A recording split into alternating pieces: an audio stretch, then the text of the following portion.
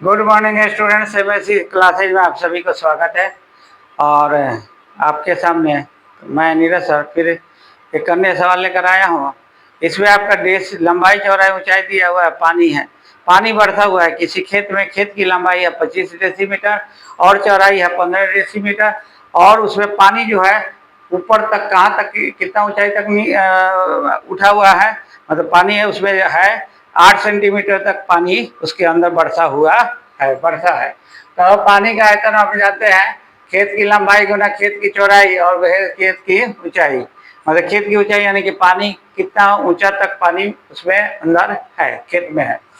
तो लंबाई दिया हुआ, खेत की लंबाई दिया 25 डेसीमीटर, चौड़ाई दिया 15 डेसीमीटर, और पानी जो है 8 सेंटीमीटर तक खेत में लगा हुआ है ऊंचाई तक।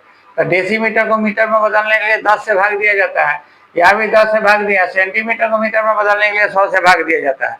आपको मिलीमीटर सेंटीमीटर याद रखना होगा, क्योंकि आप लोगों को याद नहीं रहता है, जिसके कारण आपको कंफ्यूजन होता है।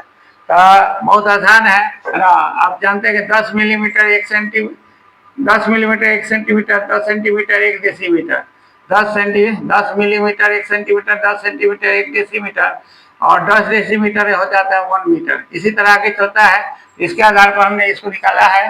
ठीक है। अगर आपसे पूछा गया कि 1 मिलीमीटर कितना, तो 1 मिलीमीटर बराबर 1/10 सेंटीमीटर। अगर 1 सेंटीमीटर आपसे पूछा जाएगा कितना डेसीमीटर, तो 1/10। तो इसी आधार पर हमने बताया है 1 मीटर बराबर 10 डेसीमीटर। 1 डेसीमीटर बराबर क्या हो जाएगा, 1/10 मीटर।